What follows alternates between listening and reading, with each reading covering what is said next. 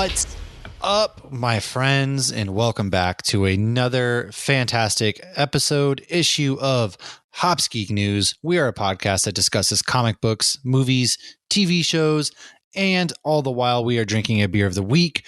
This week we are going to be discussing the wonderful world of the mouse, aka Disney, and both parks, Disney World, Disneyland. I'm setting up to go to Disneyland while this episode is actually airing. I will be there. So we figured we'll talk a little bit about the parks. Lauren is a learned, seasoned doctor, veteran of the parks because she's literally there every single day. She has residency like she share out there in Las Vegas, set up out there at Disney. So first things first, if you don't know how to find us, search Hops News on all your favorite podcasting platforms. Go ahead, Hops Geek News on all of your social media sites, TikTok, YouTube, Twitter, Instagram, Facebook. We are there. We are everywhere. Go ahead, go to patreon.com/hopsgeeknews to support the show if you so feel inclined. Each month, we are going to be doing some new things. So such as we will be talking about our favorite movies of 2022 for Patreons only. And then we are also going to start doing an MCU rewatch where we are going to give some commentary while watching the MCU in order again. So go ahead, subscribe there. It's going to be available for all tiers. That said, I am drinking this week from Western Collective out of Boise, Idaho.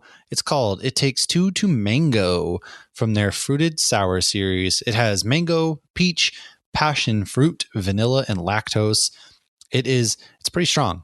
That's what it is. It's 7%, but the taste, man, you get all of that fruit and more up in there. And I figured it was a nice crisp beer because that's kind of the beer that you want while walking around Disney. Why not? So also stay tuned because I'm going to be building a lightsaber. So check our social medias as you see me become a child again, building a lightsaber. Lauren's already done hers, so now it's my turn. I finally get to do something fun. All that said, Lauren, what's up? Not much. Yeah, I'm looking forward to hearing how your lightsaber experience goes, because then we can kind of compare and contrast and see if they're identical, which I'm guessing they probably are, or if there is a little bit of West Coast versus East Coast differentials. And, when we go through the Disney fun facts, I will do a bit more focus on the geek stuff, the Marvel stuff, the Star Wars stuff. But spoilers for Galaxy's Edge, it does seem like East and West are very, very similar. As far as Galaxy's Edge goes, it seems, all the pictures I've seen, I'm like, let's play the game. Is it Orlando or is it Anaheim? Who can tell? Right. That would be a fun game. You should take random pictures and we can post them and compare. We can look, it's perfect. We can Photoshop each other like next to with our lightsabers. We can take a pose and then from different angles and just Photoshop ourselves in front of the Millennium Falcon. And then nobody will ever know except for anybody who listened to this show. I haven't gotten good pictures yet because it is mandatory that once you build a lightsaber, you have to take a picture in front of the Millennium Falcon. We don't make the rules. Which I did do, but I did it the morning we were going to Nashville, so it wasn't nighttime. And then I've only been to Hollywood Studios once since, and it was for my daughter's birthday, so I had to do what she wanted to do. Are you feeling okay? And I also didn't have a stroller, so I would have to carry the lightsaber around. And like my girlfriend I was with, we went for her birthday. It was just Erica and I and the two girls who are both 10. And she saw somebody with a lightsaber bag because they put it in a very nice bag. I was going to say, don't they put it in a bag that you can carry? Yeah. And you can carry it like you can put it, diagonal on you or just carry it on your shoulder. And it's got some cushion in it, but like I haven't even done any videos or spinning with it because I'm just so scared. Oh, me too. I'm going to treat that like it's an infant. Like screw my own kids getting back. I got to protect the goods at all cost. Oh yeah, for sure. And I'm sure they're used to that at the airport. So I have to go back. But yeah, my girlfriend though, she's like, so did you get one of those special bags for your lightsaber? I'm like, I did, as a matter of fact. I'll have you know, it's Versace. It also stinks because it's summer right now. So it's just, at 8:30, there's still sun. Like we're recording right now, it's 8 o'clock and there's still sun outside. So come fall or winter, I'll get some good pictures at Hollywood That's a good point. Maybe I'll bring it to the fireworks because the kids, they found fireworks, like Disney on Disney Plus has a fireworks Paris at their Disneyland Paris that you can watch. It's like a 15-minute presentation. Yeah. And so they got really excited about, I want to do this. I want to see this. So we might go catch the fireworks. So maybe I'll bring my lightsaber for some cool things. I don't know. Yeah. I mean, you never know when you're going to get a good photo op, but yeah, I'd be carrying it around everywhere. Oh yeah. There was something that they did where they actually live streamed the Epcot fireworks because they have a somewhat new show at Epcot, and they had live streamed it one day, but I think you could only watch it live. I don't know. But my beer. So the beer I'm drinking, I've actually drank this on here before. Busy as a Daggy. It's from Tripping Animals. It's a sour ale with blackcurrant, blueberry, and mangoes. It's a collab with their amigos from Deciduous Brewing Company. It's tart, but not overly tart. But I picked it because, and I will post it on the Instagram, it looks, a lot of their Tripping Animals can art, it looks like Disney characters that are high. I just drank that a couple episodes ago, though. That's funny. Yeah, I think we both drink it together, and I have it in my Figment glass, which is actually says Lauren on it as well. Oh, I'm showing you the wrong side. That's the side that says Lauren. The other side has Figment. That's crazy. And yeah, what was I going to say? I forgot. Well, all right, go on. What we haven't done our what are we reading or watching, because last week we had Task on and we went in some She-Hulk, man. We really dove into She-Hulk. So what is it that you've kind of been reading or watching as of late? Not too much. I did watch She-Hulk this morning. Hey. But one of the things I started, and I had briefly mentioned this last week, but didn't really talk about it, is whenever I say I've never watched Smallville, people are usually like very surprised. I never did either. Because I at least started almost all of the CW superhero shows, and Smallville started it. So a few of my friends were talking about a Talkville podcast, which is Superman and Lex, or Tom Welling and the Michael guy who Rosenbaum. that does the Inside of You pod. And so they're rewatching the show together, and they're doing it episode by episode. So I'm trying to keep on pace. I think I'm 7 episodes in. And so I watch the episode, then I listen to their podcast. And the first episode is really good. Most of them are still a bit cheesy. I'm hoping it kind of gets better. I mean, it is CW and it was 2001. However, it's funny I've seen because some of those outfits. Oh, I mean, those outfits, though, I mean, that's 2001's the year I graduated from high school. So I'm fine with that. But you just made a face like I'm super old. Woof. So the guest stars, though, a lot of them come up and you're like, oh, they look familiar. Like the girl from Mean Girls is one of them. There was the guy that was in like Varsity Blues. And like what was funny is the last one I watched, Amy Adams is the guest star. And I'm like, hey, that's Lois Lane. So I thought that was funny. Huh. Yeah, I never really watched it, I'll be honest with you. I remember when it was big and everything like that when I was younger. I've seen bits and pieces. Like I've seen the Green Arrow, which funny enough, that guy, he was in This Is Us and some other things. And he played Aquaman, I think, in like they tried to reboot an Aquaman show or movie, and he actually played Aquaman. And then there's a lot of big names in there. Funny enough, the one girl who played, I think, Chloe, yeah, she got arrested for being in charge of a sex cult. So what? Yeah, this happened years ago. Yeah, she's in jail, or she was at one point in prison because she was helping out with some sex cult and stuff. So wow, she's like streets. The holier than thou character in the show. Yeah, exactly. Wow, that's crazy, huh? Well, there you go. Did you watch anything else? Is that just about it? Really just that and She-Hulk. And really? I have been catching up on some Wolverine comics. And I posted a clip on our Instagram today, or a page. Deadpool's been in the last few. And so that always makes for, extra entertainment when it's Deadpool. Talk and about She-Hulk a little bit? Yeah. I mean, right. By now, it was, let's go for it. 3, 2, 1. Captain America fucks. He was getting down on them USO tours. Man, Cap you knew he was. Of course. Captain America, come on. You knew he was out there slaying. Yeah, shit was getting thrown at him, I'm sure. We saw the girl from Game of Thrones throw herself at him. Yeah, I bet it was her, too. I bet you it was her, too. Or it could have been the girl that was playing. I think it was before that.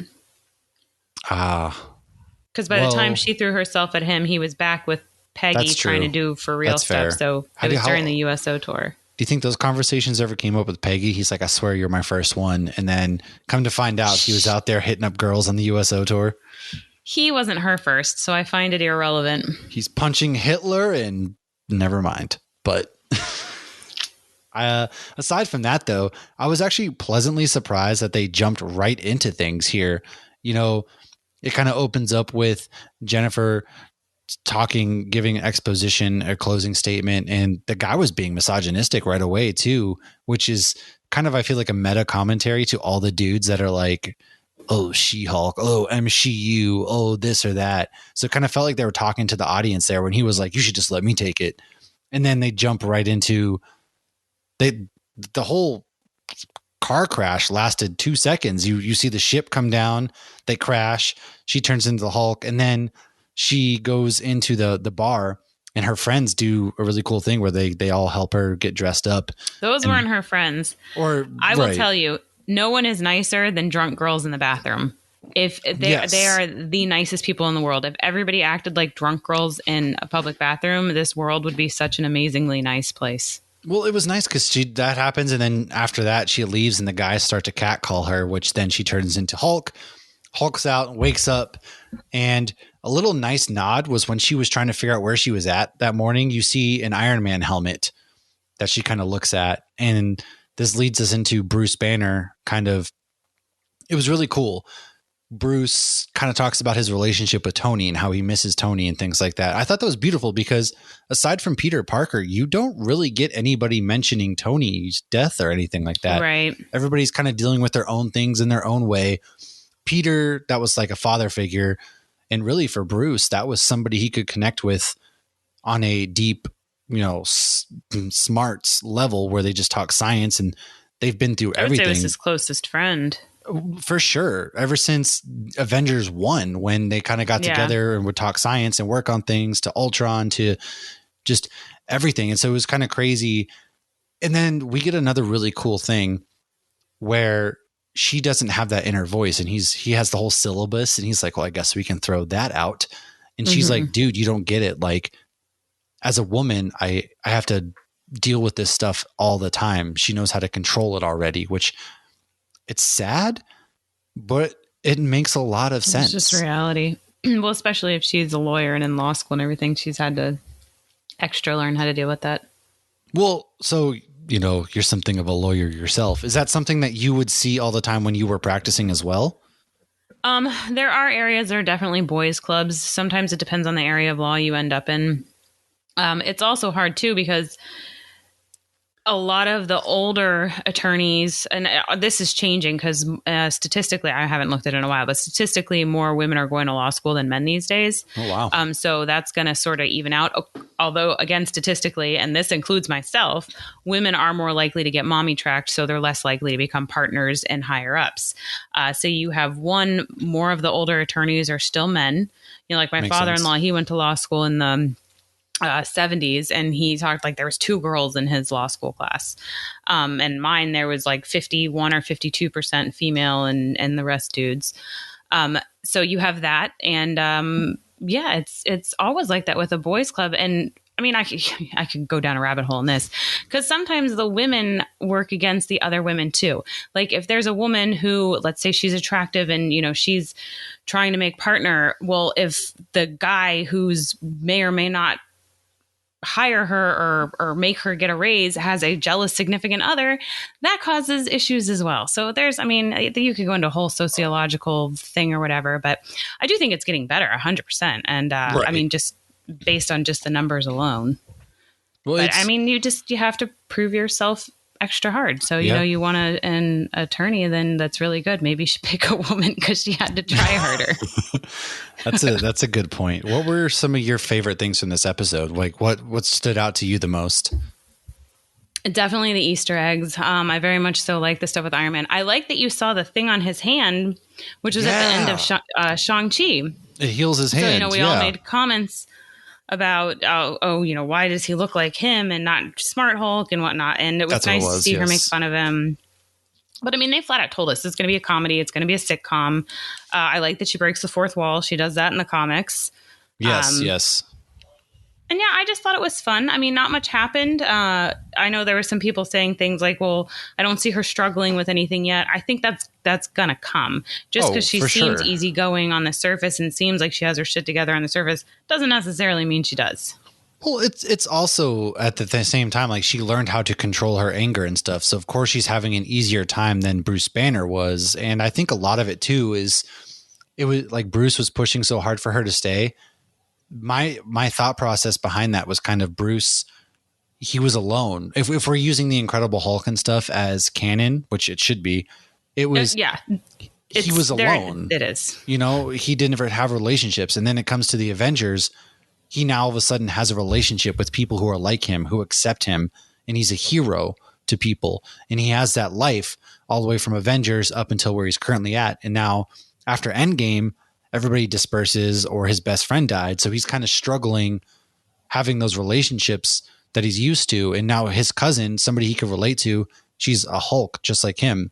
So I think a lot of it was subconsciously he was wanting to have that person around more than worried about, hey, you're this, you're that. So, but they did a lot of good heaviness in comparison to the unintended heavy lifting. Yeah, well, there was a lot of, heaviness to the episode in addition to the comedic factors, but I thought it was a really good opening episode, really strong. They got straight to the point. This might be on track. Like this might be a very, very good series. This might be the best series. I don't know yet because we've gotten one episode, but right. It's still too early to tell. But with all of these Disney Plus episodes, they've all been very different. Yeah. Absolutely. Starting from WandaVision straight out the gate, it's just like I remember the first episode, me looking at my daughter and be like, oh, we're watching something from the MCU right now. Like it may not seem like it. Of course, that was extreme. But yeah. I mean, when he made the comment about 15 years ago, which was his first movie, I was like, holy crap. Like the first Hulk movie was 15 years ago. It was like 14 years ago, almost 15 years ago. But also you have the blip. So for them, they're more into the future. Yeah. But it's so nuts to see how far we've come. And there have been so many things like they've slept on with the Hulk movie and they haven't addressed. It's like, maybe we will find out where the hell Betty has been. So they briefly touch on Sakaar and stuff. I think we're setting up for World War Hulk. Without a doubt. We've now got a couple Hulks. He briefly mentions, as a Hulk, there's some stuff on Sakaar. You just got to deal with it. So I think this is setting up for... He's got a kid on Sakaar? Yeah, I think we're getting set up to showcase Bruce and the Hulk family later on down the road in the MCU, for sure. I wonder if they'll ever go like Crazy Hulk, like the gamma radiation, like an Old Man Logan, the gamma radiation like poisons him and like eventually makes him like insane, and they're like the bully bad guys. That would be, I wonder, once they bring mutants and things into the fold, like way down the road, maybe it's like 2060 and like we get like the wastelands and we get Old Mark Man Ruffalo and everybody can only play this for so long. He's getting older. They'll just CGI him by that point. They won't even actually need any of the actors anymore. It'll all be CGI. I mean, he's CGI as it is right now, so it's not like he has to do a lot, but it is cool. Like even with Vader, they didn't even have James Earl Jones come in. They're just like, oh, it's okay. We got enough. We're good. Yeah, we're going to get to that weird point eventually where it's like, you know what? Stay home. We'll pay you for your voice. But don't record anything because we still have your voice. You're good. Yeah. You've said enough words.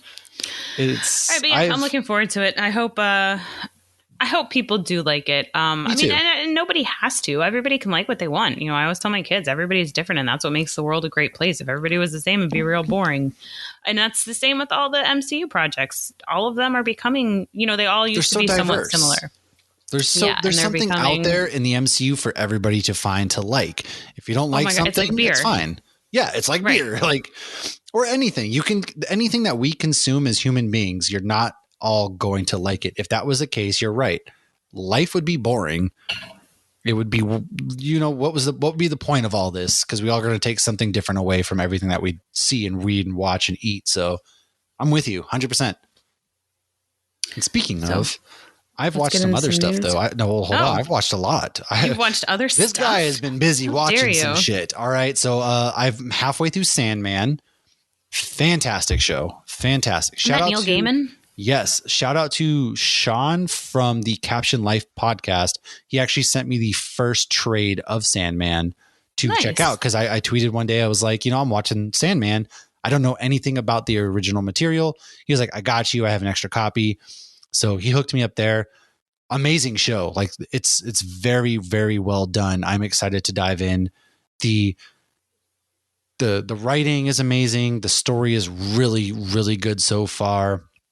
And so I need to finish it. I just haven't had time yet.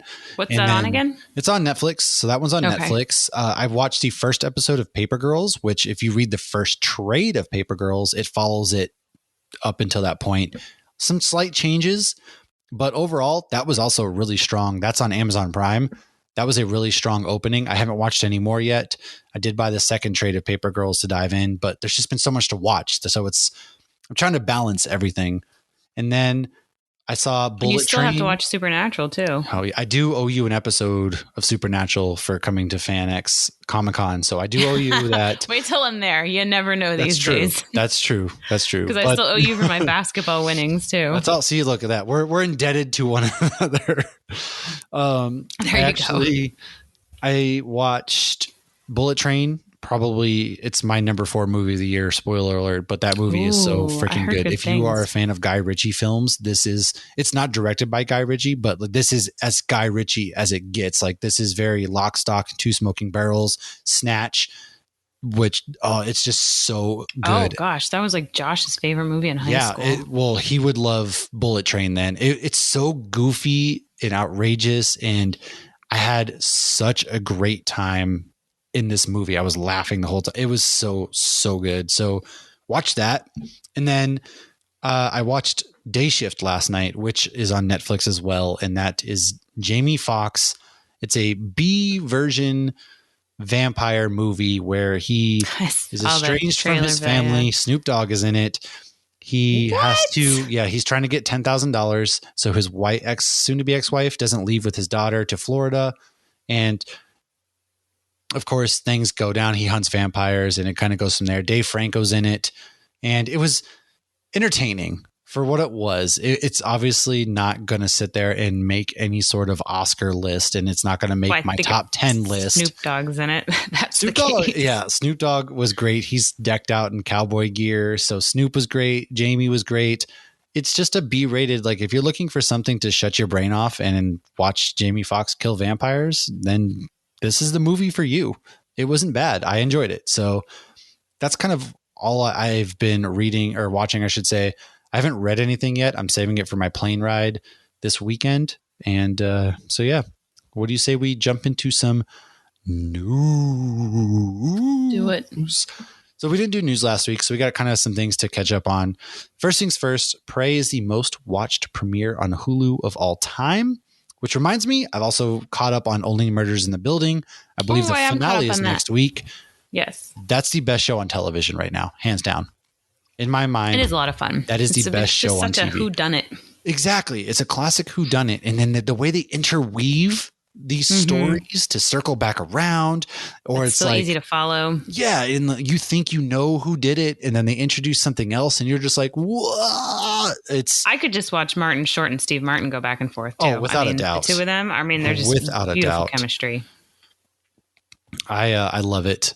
It's my favorite show on TV right now. So check that out too. But Disney Plus has ads coming in December, so you're gonna pay $10.99 for ad-free Disney Plus, which is going up from their $7.99 as we do our Disney episode. Yes, as we do our Disney episode. The mouse has my money, and so $7.99 gets you ads, so that's going to be great. I'm sticking with the ads because, like, God bless. I don't know. I have the ads on YouTube and I have the ads on Hulu. I think I might. I don't know. We'll see. Well, if you pay yearly, though, you save money, and that's what we do. We just pay in November. Right. If you pay yearly, you save money. I need to I have Spotify and Hulu together, so maybe I need to wrap. I don't know. Aside from that, though, Greg Pak is going to be coming out with a 5-issue limited comic, Planet Hulk. That's coming out it's called Planet Hulk World Breaker with artist Manuel Garcia. That's going to be coming this fall. Sonic 3 will be coming out December 20th, 2024. If you've seen the latest Sonic, they teased Shadow, which I'm super stoked for as somebody who loves those movies and games. Those movies have no business being as good as they are, but by all means, check that out. I still need to watch them. Marvel has announced Murder World, which will be a 5-part comic series written by Jim Zub and Ray Fox. The series will focus on heroes facing off against Arcade, That will release in November. The art will be done by Jethro Morales. And then Lady Gaga is going to be paid $10 million for starring as Harley Quinn and Joker, which is like $10 million less than Joaquin Phoenix and all that stuff. So that's kind of that. And then American Horror Story Chapter 11 will be starting to film with Zach Quinto, Billy Lord, Isaac Powell, Patty Lupone, Sandra Bernhard, Joe Mantello, and Charlie Carver. I actually haven't caught up on the last few I've never American seen Horror it. Stories. It's a good series.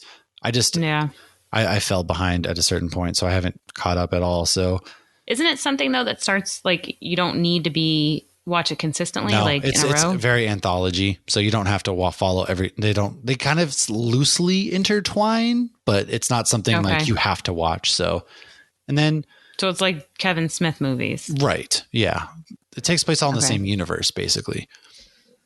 Some quick comic news is more. DC has announced that the Justice Society of America will be a new ongoing comic which debuts in November. Jeff Johns is returning to the JSA to write the book, with Michael Janin doing the art. And then Warner Brothers Discovery is at it again. They have just cut 30 to 40 television series off of their platform in order to save money. A lot of it I haven't heard of, but Aquaman King of Atlantis is a goofy cartoon that's on there. So they're cutting costs. They don't want to pay people residuals, which is another big thing, and it's kind of shitty. So take that for what you will. And that's kind of all I have that's big and breaking right now. I don't have too much. I might have mentioned this a few weeks ago. If not, Stranger Things Season 5 has begun to be worked on. Not filmed, just worked on. Fisher Price Little People has released a Ted Lasso set. Hulu ordered the Devil in the White City series starring Keanu Reeves. Kevin from The Office is getting his own chili cookbook. It will be out this September and will be called Seriously Good Chili Cookbook. A Wizard of Oz remake is in the works. Okay, that's right. I forgot about the Wizard of Oz remake. What do you think about that? This is my mom's all-time favorite movie.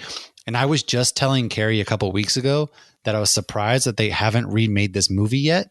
And she was sitting there telling me, it's a classic. They would never remake this movie. They would never remake that. I'm like, watch, they're going to soon. And sure enough, the ones with James Franco. Those aren't remakes, though. Those are expansions on the story. This is a flat out. They're remaking it. So I don't think it's a movie that needs to be remade. I agree. I think it's a classic. I think you show this one to your kids. I think despite the fact that this movie is cheese and rice, it's like 80 years old. 39. I think so. It was right around the time Snow White came out. But I think the movie holds up. What I would love to see is Wicked. Make the Wicked movie. I mean, I don't know what the rights are to that or how that would work, but I think that would be a way better movie to make because honestly, it's a way better story. Well, I've been trying to see it on Broadway forever. I haven't yet, but I'm very surprised that Wicked hasn't been made into a movie yet. And then it's like I predicted the future. I'm tooting my own horn. A movie that was made in 1939, it's finally getting remade as a more modernized version, but it's really not a movie that needs to get remade at all. Yeah, they did all those other things, but this is a remake, I guess. It hasn't been a legit full-on remake. I mean, I'll end up watching it. But is it something that I'm like, oh my gosh, yes? No. But then I thought about it and I'm like, shit, I haven't made my middle or youngest kid watch the original. But I think that if it's done well and so tastefully, a 10th Saw movie is coming out in October 2023. That's a movie we definitely don't need. I didn't realize there were 10 of those. John Wick's prequel series will air on Peacock. And my last news is Rogue One is coming back to theaters on August 26th. Not a theater near me, though, unfortunately. Really? Yeah. I also didn't realize that we are 10 Saw movies deep. That's crazy. I haven't watched I think I saw 7. one. I saw the one with like Donnie Wahlberg, and that was it. I think that might have been the last one I saw, too. I don't like those kinds of movies. I don't even know why I saw it. It was probably like somebody else wanted to watch it. I don't. Well, silly. On a brighter note, let's talk about something that just murders and robs you in different ways. It just takes all of your money and your just will to live sometimes. Just kidding, Disney. Shout out to you. Let's talk about Disney, the most magical place on the planet for some people. For others, it's just they're grouchy. They don't want to be there. You get those people that just complain the whole time. Which Disney person are you? Let's find out now. So we are discussing the Disney parks with an emphasis on the geek-themed areas at the parks. So there's Galaxy's Edge and Avengers Campus, which, mind you, I am going to Avengers Campus either Monday, definitely Tuesday, because you can park hop. If you have a reservation for one park, you're able to park hop to the other because we have the park-to-park passes for 3 days. Here, it has to be after 2. So I don't know what the rules in California are, but yeah, there's a lot of these rules are very different. Avengers Campus, I am probably most excited for that next to building my lightsaber because there's like they have the Hank Pym bar. There's a Spider-Man adventure. The Guardians of the Galaxy ride is going to be pretty cool. And then the kids are going to lose their minds because they're so big into superheroes that that's their thing. And so I'm excited for that. Yeah. And that's just over a year old. So I got to do the Guardians ride, but I haven't gotten to do any of the rest of that. So that's true. That's cool. I'll dive into the Disneyland and then you can take over Disney World. So let's begin taking you on a trip far, far ago, a long time ago. Anyways, July 17th of 1955. That is when Disneyland opened up. Now, there is a basketball hoop inside the Matterhorn. It's not a full court, but rumors tell us that there's actually a basketball hoop inside of there, which is kind of cool. Maybe I'll sneak in and confirm. Probably not because I'll get arrested. But Disneyland Star Tours ride is in Tomorrowland, which is separate from Galaxy's Edge. I still haven't done Rise of the Resistance. I'm hoping to get on Rise of the Resistance because I didn't get to do that when I was down there in Florida. So, fun fact, Doritos were actually born at Disneyland. So Doritos, which is in Spanish named Little Pieces of Gold, were invented at a Mexican restaurant in Frontierland, then known as Casa de Fritos. I probably butchered all that, but I think that was pretty good. In the early 1960s, an Alex Foods salesman who supplied the non-Fritos food at the restaurant noticed that Casa de Fritos was tossing unused tortillas in the trash at the end of each day.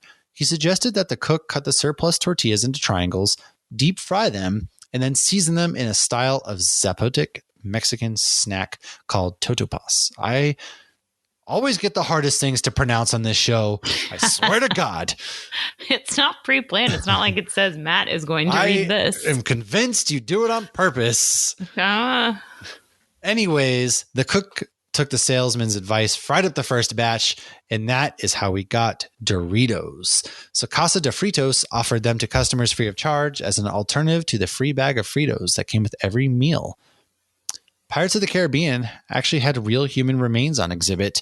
They were on loan from UCLA, but only one human skull remains to this day, which is pretty creepy. Disney's California Adventure opened up February 8th, 2001. This park used to be the parking lot for Disneyland, and anybody from Orlando who hasn't been to the parks, they're actually literally next door to each other. Disneyland is much smaller than Disney World, and they're closer to each other than Universal Studios and Islands of Adventure. Yeah. Which, if you've been there, they're right next to each other too, which is crazy. So originally it was supposed to be called Westcott and be the West Coast version of Epcot. Instead, it more resembles high school. Hollywood Studios. Instead, more resembles. I put a lot of acronyms in here. I feel like I use acronyms more for Disney than anything else. So good luck to you, sir. Woof. Instead, it when I heard that, though, I honestly felt bad for Californians because Epcot is hands down my favorite park. And to think that they almost had their own Epcot, it's a travesty. Yeah, I mean, it is kind of weird that California only has 2 small parks. That is weird. Like they haven't expanded anything there.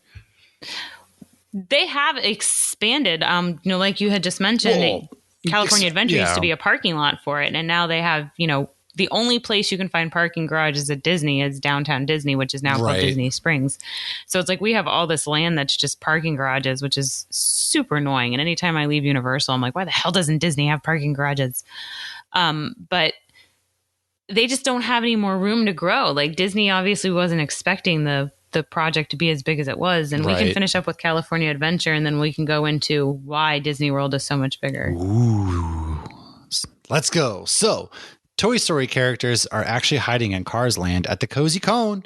Inside the office, you can see Buzz, Ham, and Rex hiding inside the cones.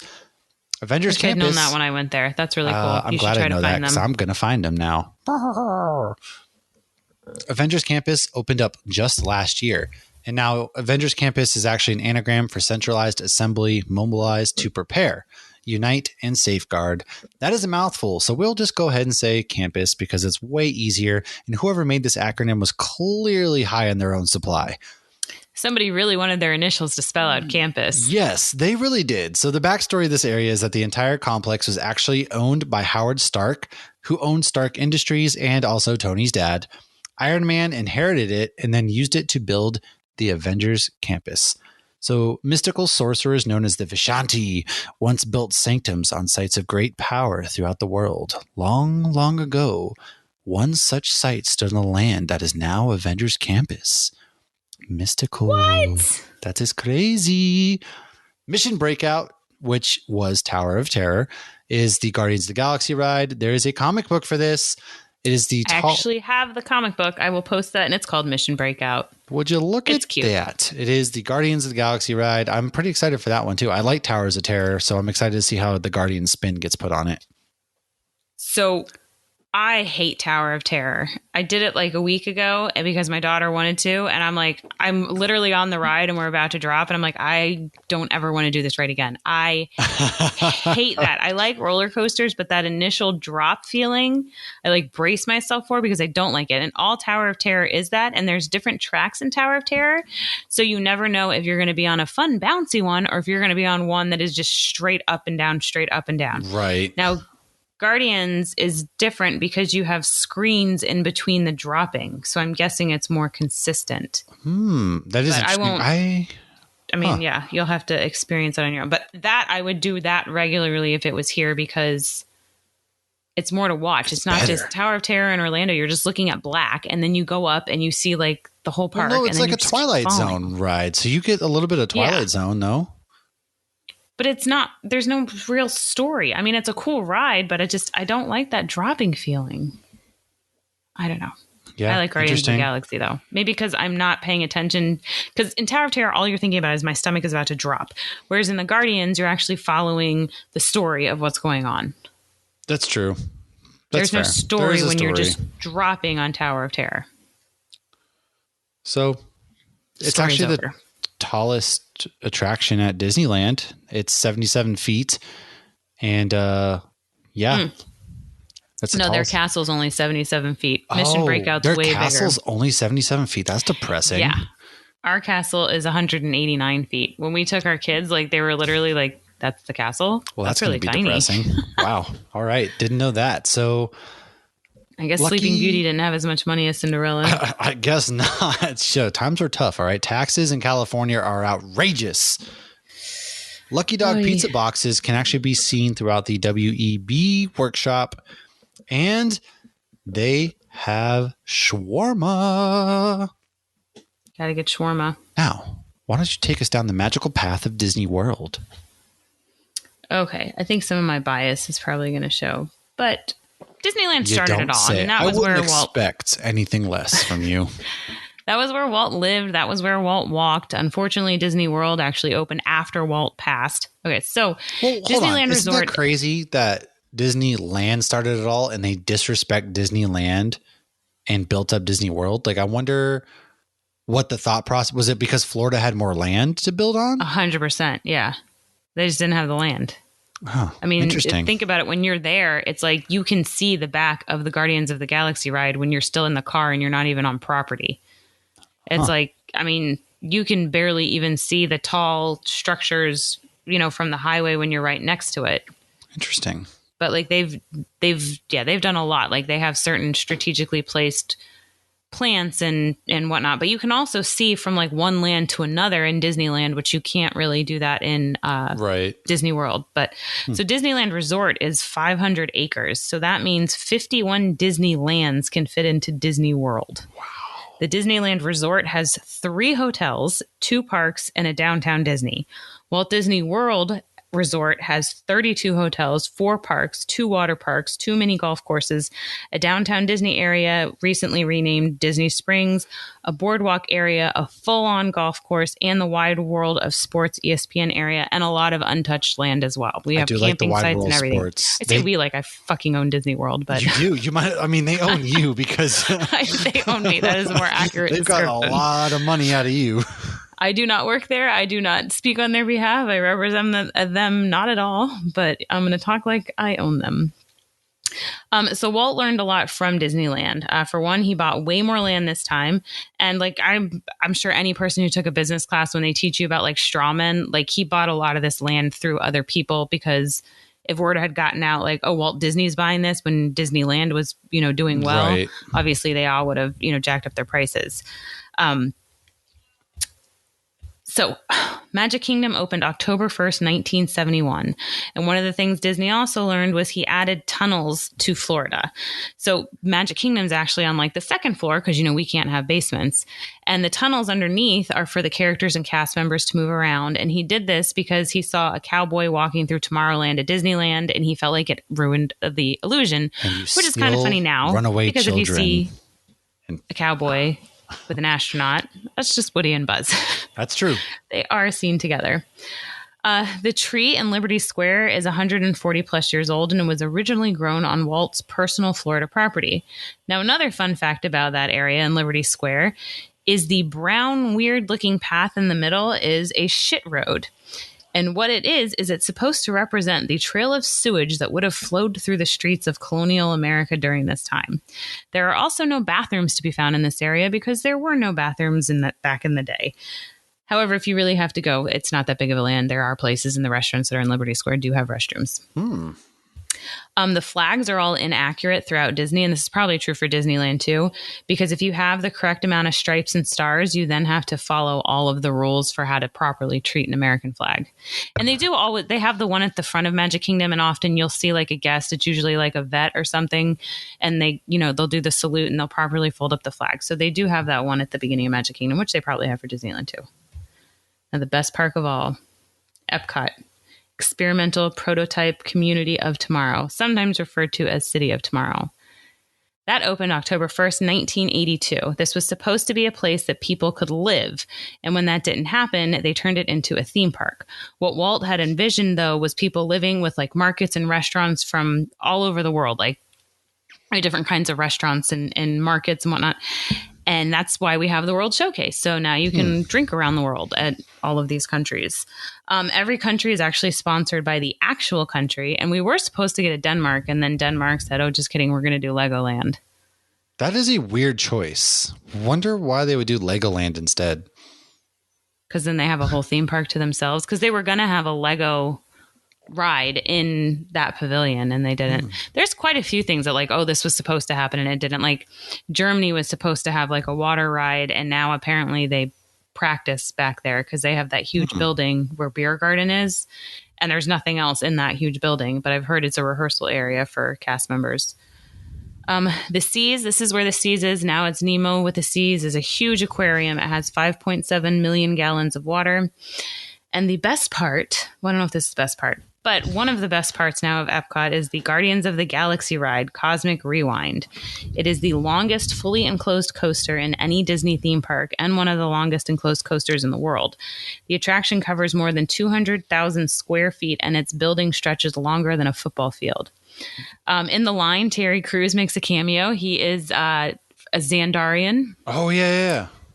And the Celestial Eson makes a cameo as well. And there are 6 different song options, so you never know what you're going to get. But it's the same song the whole time you're on it. So it doesn't change. Like, I guess it's coming from the actual car that you're in. Right. But it's such a fun ride. It's so amazing. I was like, yeah, it was amazing. Right. Do you want to do Hollywood Studios? Oh. Or high school? We're going back to high school? You want to go back to high school? I want to go back to high school. Hollywood Studios, formerly MGM. Yes. So Hollywood Studios opened up May 1st, 1989. It's older than I am. Would you look at that? Some say MGM didn't want to renew their contract. What in the hell? So some say MGM didn't want to renew their contract. Some say that MGM didn't hold as much star power as Disney. Some say that parents can't see why kids love the taste of Cinnamon Toast Crunch. But in 2008, MGM became Hollywood Studios, and the reason told to the public was the new name reflects how the park has grown from representing the golden age of movies to a celebration of the new entertainment that today's Hollywood has to offer in music, television, movies, and theater, said Meg Crofton, president of Walt Disney World Resort. Hollywood Studios was originally going to be part of the future world at Epcot, and then Universal decided to open, so that this park had to open up directly to compete. They have a place called Brown Derby, which is Disney's overpriced restaurant, and Universal's is a store. Brown Derby was actually funny because they both have it, and it looks like the same. Right. And so they both have it. One's just a restaurant, one's just a store. So it is what it is. Because they're both representing old school Hollywood that apparently never was, but is always remembered as. Right. Did you know that Tower of Terror was struck by lightning? I did know that. Well, for those of you who didn't, Tower of Terror was struck by lightning. The story behind the ride in the movie you watch before you board is that the elevator was struck by lightning and caused the inhabitants of the elevator to disappear into another dimension. When the attraction was being built, it was actually struck by lightning. So before opening, lightning rods were added to the top. If you look up in Florida Disney parks, there are actually lightning rods everywhere because lightning strikes everywhere in Florida. It rains all the time, which is pretty cool. And then Mickey's actually even holding one when you walk into Hollywood Studios, which funny enough, I didn't know that's what those were. Oh yeah. The little rods on top of everything. Yeah. I had no idea. Yeah. That's they're crazy. all over everywhere. That's what, like if we've been there when it was lightning, I've told my kids, I'm like, it's probably the safest place in the world to be if it's lightning. But it's a tiny Mickey on top of a globe that's just really tall as soon as you walk into Hollywood Studios. And if you look up, it almost looks like he's holding a wand. Huh. And it's a lightning rod. But quick back to the Brown Derby. So Brown Derby was a chain of restaurants in LA. So that was what they were both copying. It's just funny that they both did it. Well, that's pretty cool. So Star Tours actually has 54 different possible combinations on it. So don't sleep on that ride. Don't. Yes. So we actually have more on Hollywood Studios in regards to Galaxy's Edge, but we're going to do that last because they're actually the same for Disneyland too. So why don't you go ahead and take us into Animal Kingdom? So Animal Kingdom opened on Earth Day, April 22nd, 1998. This is the biggest park by far. Magic Kingdom can actually fit inside of their Kilimanjaro Safari ride. Two Micronesian kingfisher chicks were actually hatched at Disney's Animal Kingdom, raising the world population of these birds to 3%. And if anybody hasn't been Animal Kingdom, they do have rides. They have good rides, but they also have a lot of shows and they have a lot of animals. But it's not like a typical zoo. The animals almost look, a lot of them, like they're more in their natural habitat rather than, like it doesn't make you sad. Like if I go to a zoo, it makes me a little sad. So Animal Kingdom has a vet lab, and they once removed a golf ball from a snake that was found on the Disney golf course. They have also done surgery on a tarantula. I don't even understand how that is possible, but all right. So the Tree of Life, which is the huge tree that is like their symbol of Animal Kingdom, is actually an oil rig with 325 different animals carved into it. And I feel like every time I'm looking at that tree, we find more animals. And there's paths all around that tree where you can find even more. And like one of my favorite things to do at Animal Kingdom is get a beer, find somewhere to sit by the water, and look at the animals on the tree. And sometimes at night they'll do like projection shows where they'll randomly make one of the animals look alive. Like all of a sudden the hippo's yawning and then it like goes back into the tree, which is pretty cool.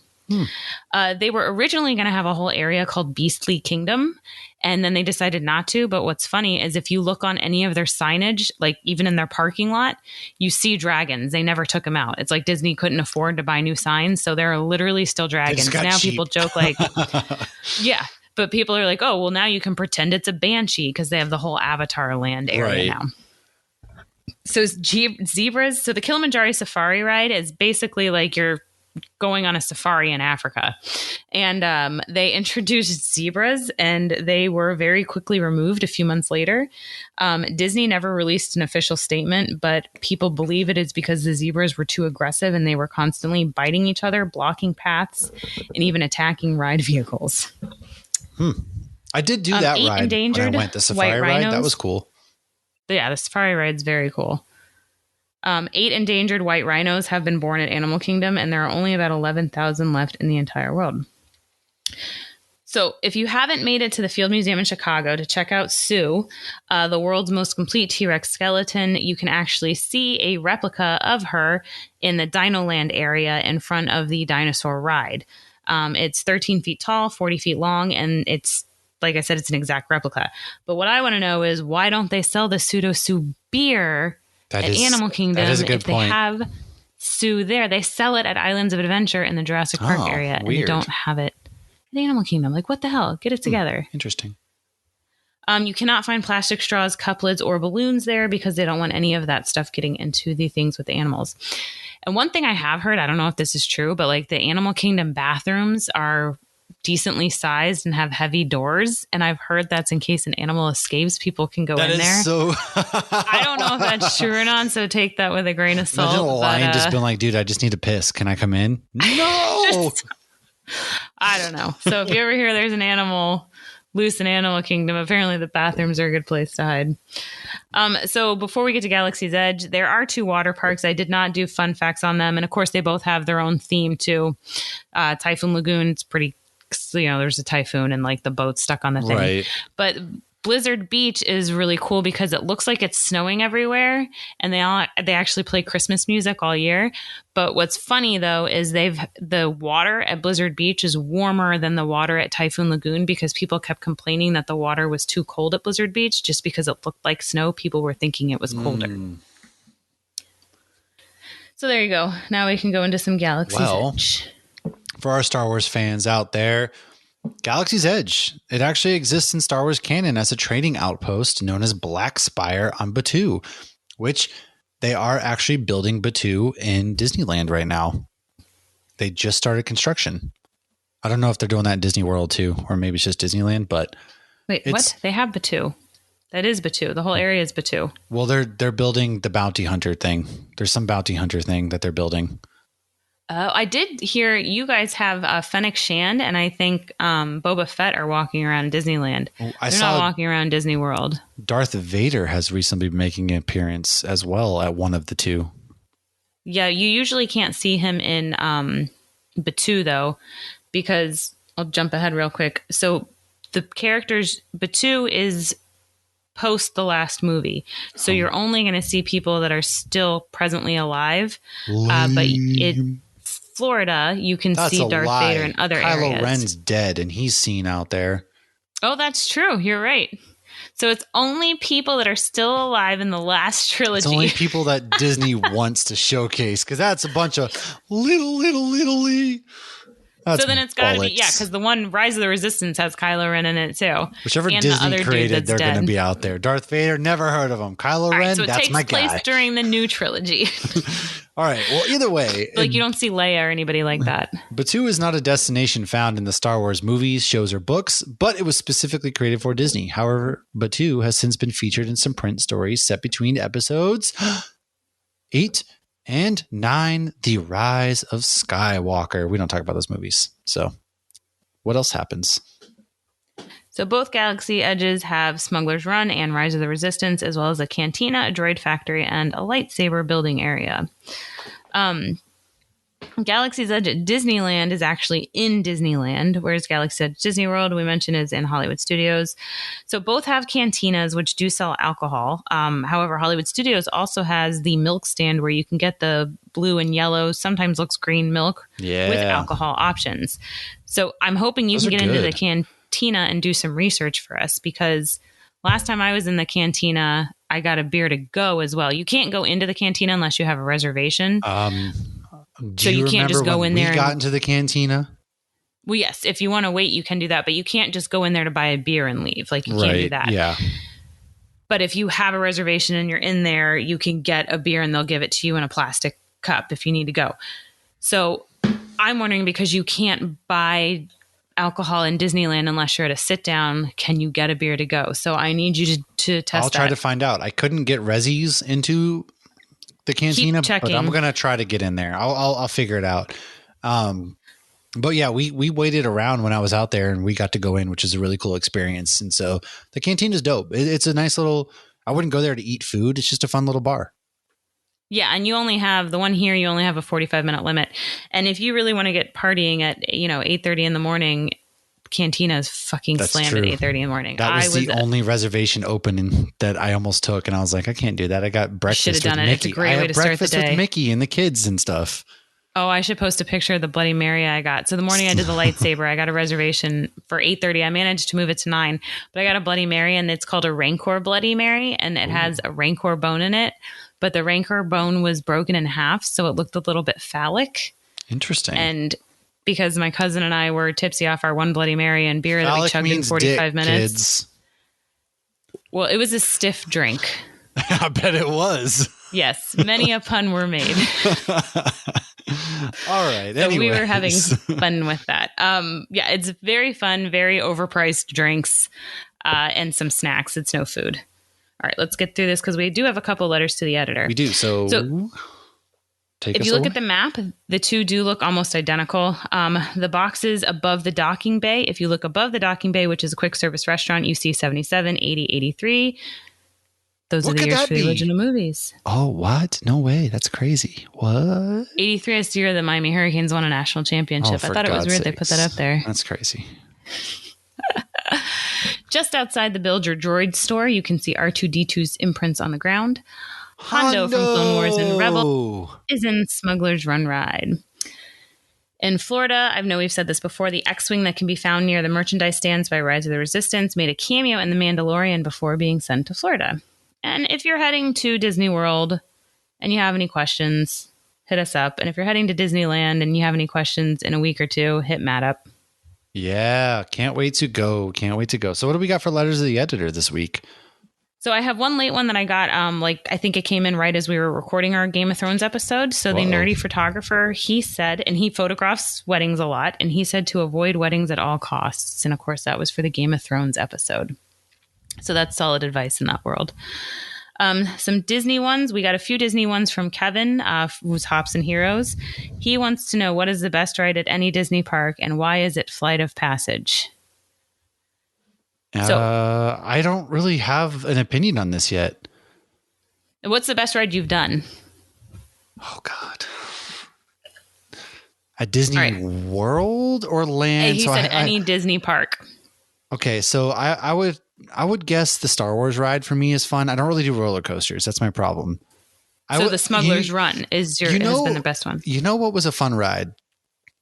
The Mickey's Runaway Train was a fun ride. Oh, God, I hate that ride. I know you do, but it was fun. I enjoyed it. The kids had a good time on it. I don't do roller coasters, so I would have to say that. So, but can I just say at Universal, my favorite ride is the Harry Potter one where you're flying on a broomstick. That's my favorite ride. God, that one makes you nauseous. I love that one. So that's the one in the castle. The Hogwarts Castle one. Yeah. So we were on that one and that one's 3D. And as we're getting on, I see a friend from high school that works there. And as soon as we're getting off, I'm already nauseous. And she's like, do you want to go again? And my kid at the time was like, yeah. I was like, oh God, I felt like crap when I got off of that. Okay. So Flight of Passage is the ride at Animal Kingdom that it's like you're riding a Banshee, and it is absolutely amazing. It's funny if you look over, it's kind of like being on the old school Back to the Future ride where you can see other people in their fake Banshees. But it's amazing. They really do make it feel like you're flying on a Banshee. But Kevin, I'm going to go. I want to say it's a tie between Cosmic Rewind and Rise of the Resistance. I know that sounds bad because they're the two newest rides. But I'm doing it. Well, that's fair. That's fine. I don't know. I'll let you know after I do the Guardians ride and stuff like that when I go to Disneyland. You need to make Rise a priority because... Yeah, that's the one I want to go to because I couldn't go last year. Yeah. It's so immersive and so it's not just a ride. Okay. His next question, best beer you've ever had at a Disney park? Oh, I have no idea. God damn it. I don't know. I've had the generic beers. I guess the Japanese one. I don't know. That's a good question. I don't know because when I drink, I honestly, I can't answer. This is all like you. Yes. This is all for you. Cause I honestly don't know. I haven't gotten to have any of the fancy beers at the Disney parks. I know he goes somewhat regularly. Yeah. I would say my favorite was probably Ghosts in the Machine, double IPA. It was a hazy, but it was only available during Flower and Garden the last couple of years. I would say that's my best one. That's fair. Okay. Why does it always feel 10 to 15 degrees warmer in Animal Kingdom versus every other park? It's the trees, man. It's the trees. Yes. It blocks the wind. Exactly. 100%. It's those trees. That's exactly what it does. The way those trees are built different. All right. It's like a jungle. So it's keeping you cooler in the shade. Yeah. But like you would think like, oh, it's more shaded than the rest of the park. But oh my gosh, it just blocks every inch of any kind of breeze whatsoever. Describe your thoughts on how the Genie Plus system has ruined Walt Disney World. I hate Genie Plus. I wish it would go away forever. Fuck you, president of Walt Disney World, for implementing it. Well, that's basically like you buy it that day and you can buy fast passes and stuff. That's crazy. So I haven't used it, so I can only speak like from what I've heard from other people or what I've read. So and it might be a little bit different at Disneyland. So you buy it that morning, which it's the same at Disneyland because like I've looked into it. $15 per person. So right away, if you're one person, it's not a big deal. But if you're a family of 4 or 5 or more, that adds up quick. Now, you don't pay for all of the fast passes. You only pay for the ones that are in high demand, like Rise of the Resistance. So there's going to be basically an upcharge for those. But again, you have to pay per person. And make sure you have your magic bands too, because all that info or your card will be on that. So like, don't go up there thinking like they know you're coming.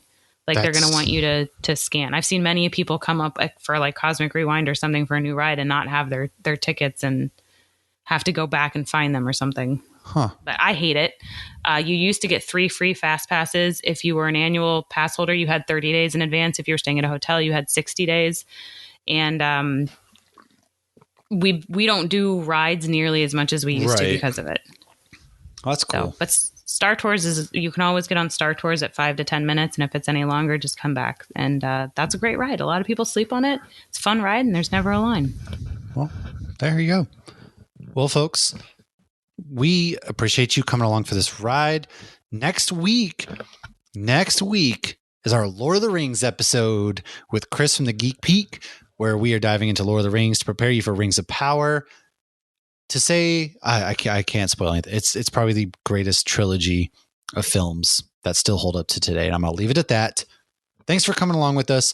Stay tuned as I'm going to be at Disneyland and hopefully have a lot of great fun things coming your way. Go ahead, follow us on social media, anywhere you can find Hops Geek News. Go follow Lauren's personal TikToks and Twitters.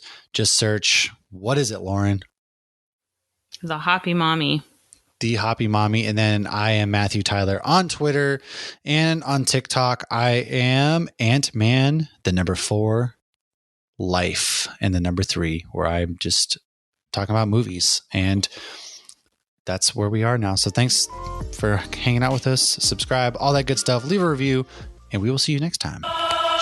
Cheers.